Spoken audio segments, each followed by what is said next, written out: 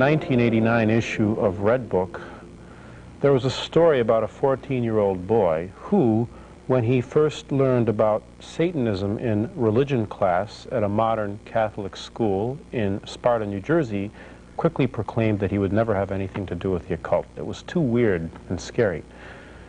8 weeks later, in early January, he brutally murdered his mother and then cut his own throat in the name of the greatest demons in hell. On the other hand, we recently saw a national story about a young Chicago boy of age 4 who was killed by his own parents in what the judge said was one of the most brutal, heinous, and sadistic crimes he had ever encountered. It seems as though society is coming apart at the seams, and what should be perhaps one of the most loving, secure, and stable relationships is becoming something of contention and instability. Why is it? I'm Julius Smetona. This is What Catholics Believe. We're going to talk about parents and children, the crisis and a Catholic solution. With me again are the Reverend Fathers William Jenkins, Father Clarence Kelly, and Father Donald Sanborn. Father Kelly is spiritual director of a congregation of traditional Catholic sisters in Round Top, New York. Father Sanborn is pastor of St. Pius X Church in Warren, Michigan, and Father William Jenkins is pastor of St. Teresa of the Child Jesus Church in Parma, Ohio. Reverend Fathers, what's causing the problem? Why are these kind of crimes happening? Admittedly, they're extreme examples, but they still seem to underscore that there is a problem. I think that the problem, the basic problem, is that human beings have forgotten the doctrine of original sin. That human beings committed, that Adam and Eve, our first parents, committed a sin of disobedience against God, and that this sin is communicated to their children, which is each and every one of us, and although it is remitted by the waters of baptism, nevertheless retains a certain hold in as much as we still have the effects of this original sin in us after baptism. Now, these effects of original sin are principally the rebellion against God, the complete, the fact that the passions are totally unbridled, and if human beings let these effects of original sin go, they become eventually like savages, atheistic savages who worship demons. And I think that with the general rebellion against God of society, that demon worship, the worship of devils and interest in the devil, is something very logical. It is this forgetfulness of original sin and its effects. Kids today are raised as if there is nothing to correct in them. And whatever inclination or impulse they have, it's considered good, that they should be allowed to express themselves. And this expression comes out in a complete disregard and contempt for the authority of the parents, for the authority of anybody that takes the place of the parents legitimately, like teachers or even civil government. They have a contempt for these things. And this is disintegrating the family. They grow up and they become parents, and they in turn communicate these bad ideas of unbridled license to their children. There's no question but that we live in a very brutal society. And I think one of the reasons we live in a brutal society is because of the examples of brutality that our kids are feasting on. It's a form of entertainment today. I often hear, as principal of a school in Cincinnati, that parents allow their children to go and see movies that are R-rated, but only because of violence. That's okay, as long as you stay away from the impurity, and movies are just bad because of violence, that's okay. It doesn't occur to them that when our children begin to consider brutality entertaining, that we're in big trouble. So they allow their children to be entertained by this stuff. The examples of the way people dress, and especially the rock music, it's very brutal, brassy, sassy material. And it really is calculated to bring out the worst in a personality that is infected with the consequences of original sin, that is crippled by original sin. The children need an example of gentility and kindness and love from their parents. And very often they're not getting that either. Very often it is the rock bands that are raising the kids because the parents are too busy trying to make a nice life for themselves and having all the things they've always dreamed of. And so they leave the kids to be raised by the daycare centers, by the teachers in the public schools, by the movie theaters, by the teen magazines and the television set. And it's horrible. We're reaping the ugly destruction as a result of that. I mentioned the school in Cincinnati, and that's something that perhaps our viewers are not aware of, that I am the pastor of a traditional Catholic church in Cleveland, but I'm also principal of a traditional Catholic school in Cincinnati where we have 140 children studying. We have the traditional Mass, the Old Catechism, and the system of discipline that is based on the preventive system of St. John Bosco. There are traditional Catholic schools that remain out there that have not fallen in with this new way. Mm-hmm. You know, one thing you mentioned about the parents, that they don't love their children. I had an interesting experience just a few days ago, as a matter of fact. I was riding on the elevator, and there was two ladies with me on the elevator, and one was commenting about a friend of hers who had twins.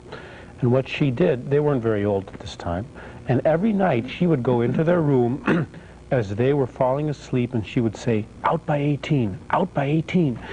And what she was inculcating them is they had to leave the house when they were 18, and she couldn't wait to get rid of them because they were such a nuisance and a bother. And this other lady said, "Yes, I know, my other friend has twins as well, and in a way it's good because they keep themselves occupied and they don't bother you so much." It seems to me that we are having a society where there is no love anymore. In the families. There's a great deal of selfishness. There's plenty of love. It's all self-love. If you are engaged in a great deal of self-love, in disordered self-love, the idea of a baby and the responsibilities of a child and paying attention to the child is something that really spoils your fun. You can't have a life of vacations and all kinds of material delights if a great deal of time and money is being spent on the raising of children.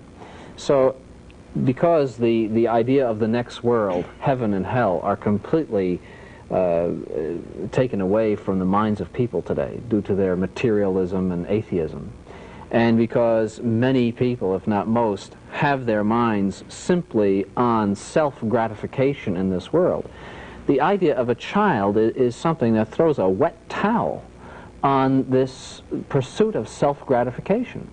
And so they therefore neglect the real love of their children. They might give them things, they might satiate all of their material desires. But as far as giving their children their time and their energy, making the raising of their children the primary function of the family, their motive for having a family, the raising of children, that is something that has disappeared from society. You know, that's the teaching of the Catholic Church, that the primary essential purpose of the very sacrament of matrimony is the procreation of new human life, the education of new human life.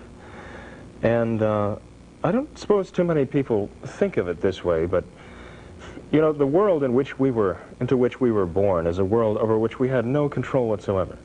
We had no influence over it.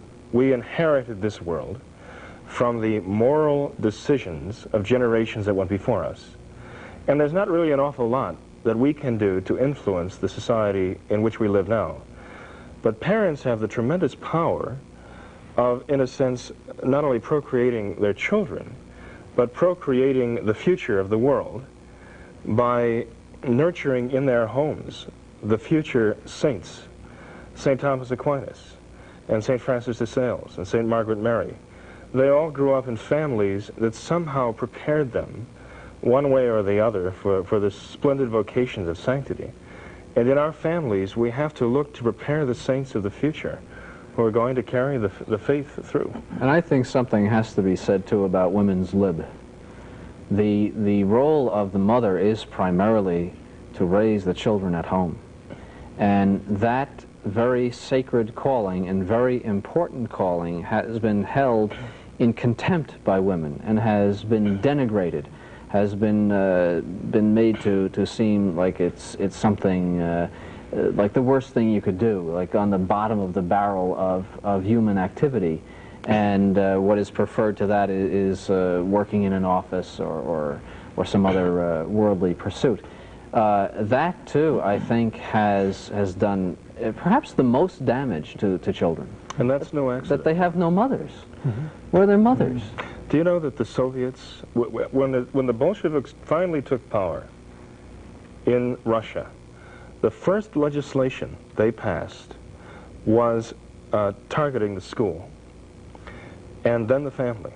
Within the first year of their power, most of the legislation that they passed targeted the school and the family. And the Bolsheviks knew, and this came straight from Lenin, that the only way that they could Sovietize Russian society was by Sovietizing the family. And they were going to do it by working on the children through the schools and the women. Women's liberation was a must. They were counting on that to be the tool that was going to equate the men and the women in a Soviet society. Like it or not, the child learns the most from his mother. I mean, school, father, brothers and sisters, the child will learn the most from his mother. If he has a good mother, in all likelihood that child will be good.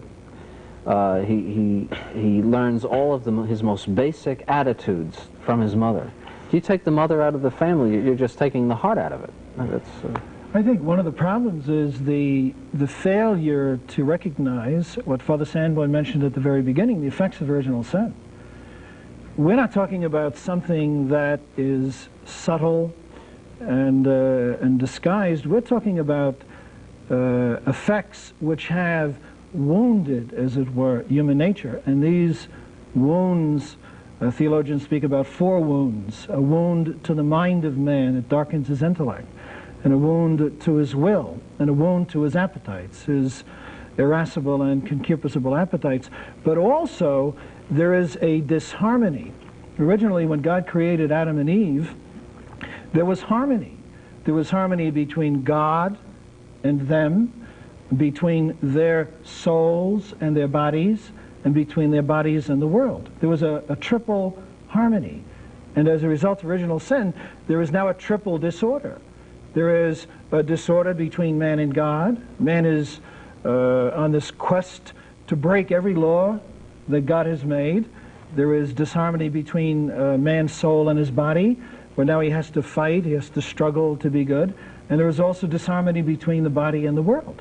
And our Lord Jesus Christ came to this earth, first of all, to remove our guilt by the shedding of his precious blood, and then by the sacraments to give to us the means by which we can overcome the effects of original sin. And the world just doesn't understand that man is an extraordinary creature. He is capable of angelic behavior, and he is capable of demonic behavior. He is capable of becoming a saint, or he is capable of becoming a demon. And if that is not understood and taken into consideration, if that disharmony, which was introduced by original sin, is allowed to hold sway, man will devolve from a moral point of view to behavior which is unspeakable. And so we, for example, saw it in the Old Testament, where they would sacrifice their own children to demons, and the cases which you mentioned here are also manifestations of this wounded human nature, a kind of in a state of consummate rebellion against Almighty God. That is why our schools are so important. The schools that we run are a tremendous force to raise these children up in the love and in the fear of God. And by the way, your viewers might want to know that we also have schools in New York, on Long Island, and in Michigan, the school for which Father Sanborn is responsible, and we have a school also in St. Paul, Minnesota. and we hope with God's help eventually perhaps to have more schools. You're watching What Catholics. I'd like to pose my next question in the form of recounting something which is, I believe, a common experience to very many people. There was a gentleman who I knew who was a Soviet emigre conductor. He was in his late 60s, and he became friends with a number of people in the United States, and I was struck by the fact that an 8-year-old child would come up to him and say, "Hi, Boris." And I would think, wouldn't he say Mr.? And usually the reaction of people is, "What's wrong with you? Some kind of stuffed shirt? Don't you want to be on a first-name basis?" But still, I feel very many people feel uncomfortable with this. What is behind this attitude? Is it natural for people, say, to be on a first-name basis or not? No, it is not natural. Not according to the way God designed things. He expected us to have respect for our elders. In fact, in the Old Testament, if you were disrespectful to an elder, you could be put to death for it. That's how seriously it was taken. Anyone who cursed his parents would be put to death. Anyone who would strike his parent would be put to death. That's how seriously it was taken in the Old Testament. Now, our Lord expected that same respect to be given by the young to the older also today. Now, we had some visitors at our school. They were servicemen who were coming because of a Toys for Tots program around Christmas time. And our children are taught to be respectful. And they were referring to these men by their titles in the military. And these gentlemen told the children, "Oh, just call me Bob, just call me Frank." I told the children, don't do that. I think that is breaking down that natural respect the young should have for their elders. And it's the egalitarianism that has come through, like the French Revolution, all the way through. Everybody's equal. The little child, the old man, we're all equal. Nobody has more dignity or more wisdom than anybody else. That is disgusting.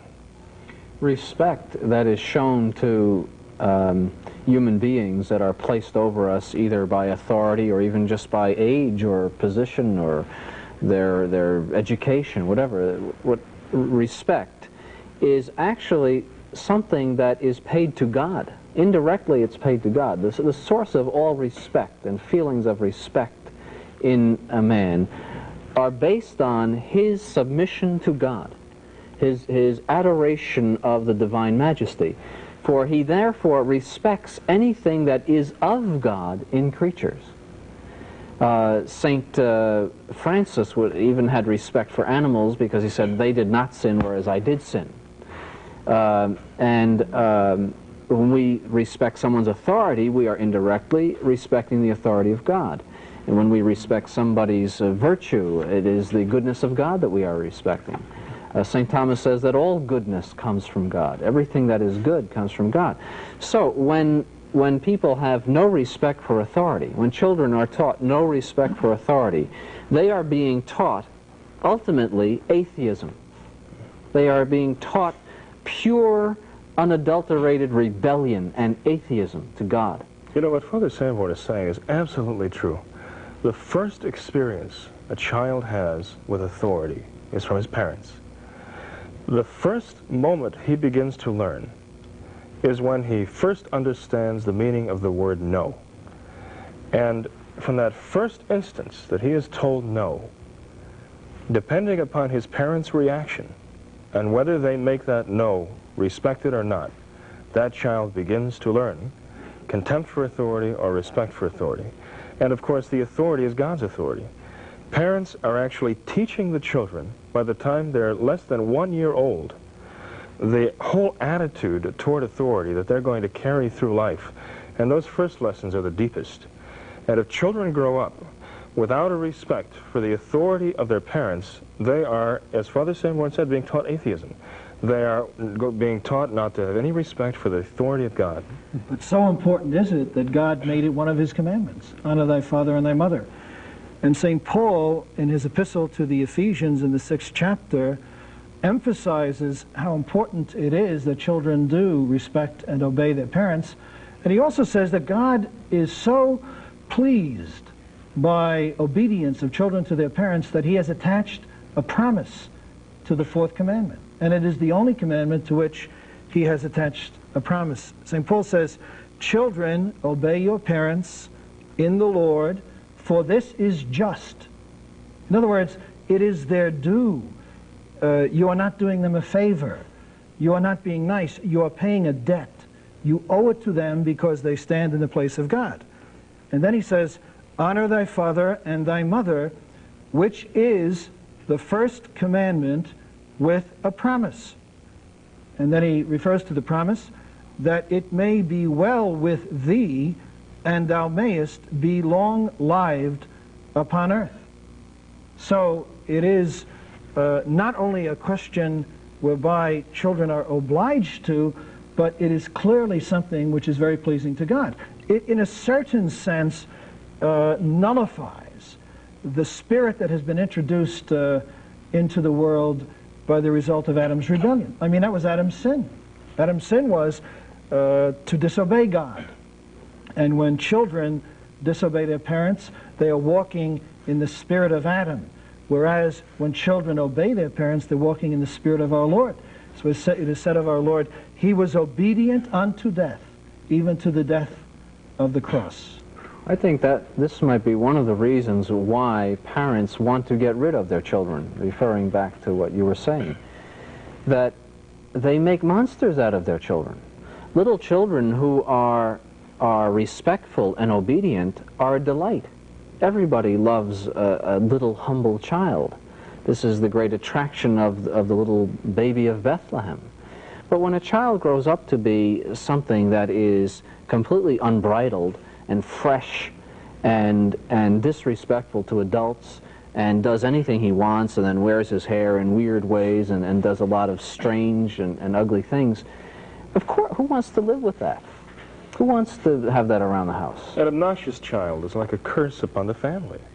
But the parents often generate such an obnoxious child by the way they treat the child. A child is like clay. The parents can make the child into whatever they want. It takes love to discipline the child, to say no and be willing to make it stick, and to be unpopular. It's a hard thing for a parent to be unpopular with his own son or daughter. But if the parent is willing to do that consistently and with genuine love, if the child knows that the parent is punishing him not out of frustration, that the parent is not lashing out at him, but is punishing him reasonably and motivated by genuine love for the child's welfare, that child will respond. You know, Father Jenkins, you have a great affection for St. John Bosco. St. John Bosco was a true wonder worker. He actually raised people from the dead. He was known as where the extraordinary became ordinary. And his work was with youth and children.